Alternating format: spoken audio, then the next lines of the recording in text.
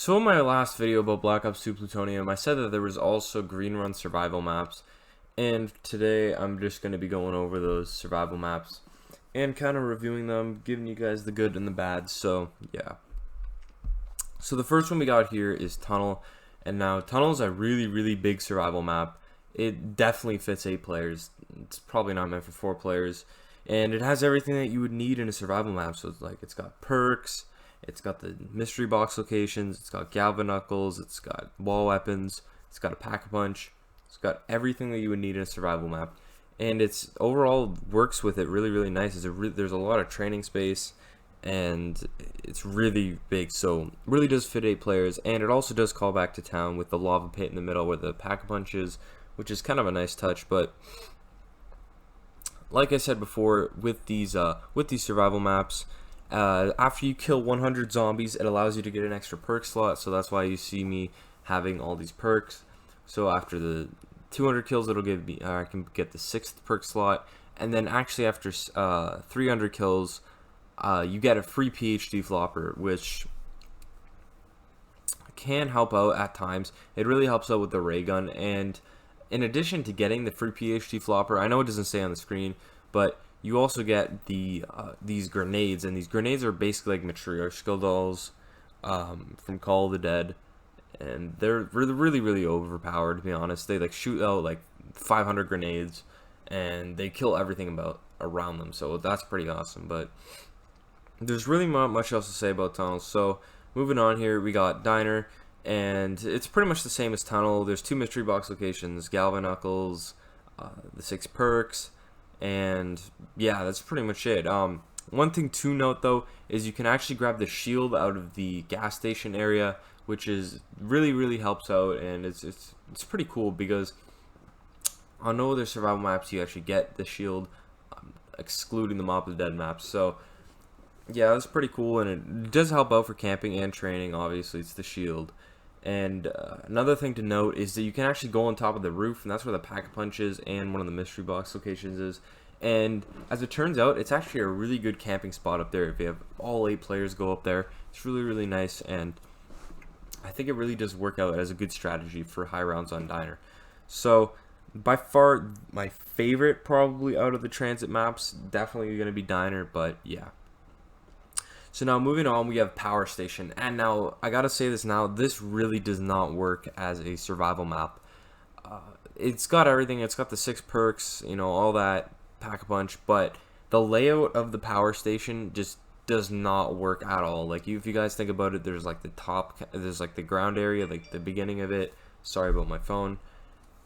There's the beginning of it there, and then you can, you know, go underneath the power area, and that's really no room down there. It's really tight. And then if you go up to like the top area, like where the big lava pit is, there's really not much room there anyway. So it's basically the one training spot at the bottom and then the camping spot at the top. That's basically all you have. So it really doesn't work out.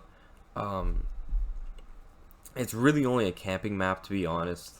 And one thing to note though, which is pretty cool, is that there's the transit bus there, and that's pretty much it. So Power Station kind of sucks, and I really do not recommend you play this one. So moving on, we have Cornfield, and Cornfield is really big. That's probably the biggest out of all of them, and it's, as you can see how there's, you know, all the fog everywhere. And to be honest, this one's actually surprisingly really fun. At first I thought it wasn't going to be really fun, but it really is fun. You do need stamina. One thing to note, you do need stamina for this one, but it's got everything you need, you know, all the perks, all that, and it also has claymores too, which kind of helps out if you guys are camping out. It's really fun if everyone puts down claymores. And another thing to note is that they actually turned off denizens within the fog, so you can notice that no one's getting scratched by denizens, which if there was denizens on this map, it'd probably be really shitty. So good thing that they turned off the denizens. And this map, I'd say, it's not good for beginners, or if you're joining in late, because there's really close quarters as well. So it's really only good if you're starting out on round 1, and if you're, you know, I've obviously experienced. So yeah, that's pretty much it for Cornfield. Not really much else to say about it. So the final map for the Green Run survival maps is the cabin, and I really do not get why they added this. Like, okay, I understand what it's supposed to be. I understand it's supposed to be kind of like a Nocturne totem thing. So with the cabin, it's really, really small. It's like only the cabin and then like the little area out front where the axe is. And that's pretty much it. So I think you have the M14 in Olympia, the MP5 on the wall, and the Bowie knife. And you also have Pack-a-Punch at the furnace.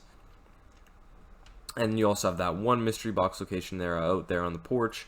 And then if you, interestingly enough, go to the corner, there's like a Wonder Fizz machine. And it doesn't really work for 8 players. I say it's more like a solo 2-player map. And it's really not that fun. I mean, there's really no strategy. I think just the best strategy would be to have one person out front training in the I don't know, the lawn, I guess you could say, where the axe is, and then the other people camping inside the cabin. That's pretty much all I can say. It doesn't really work out, and to be honest, the Wonder Fizz machine never gives you what you want, which I noticed was pretty annoying, and overall this map is just really, really shitty, and I would not recommend you playing it. So, if I had to rank the maps from worst to best, I'd probably go Cabin, Power Station, Cornfield, Tunnel, Diner. So, yeah, that's pretty much it. If you guys enjoy, make sure to leave a like, and until next time, peace out.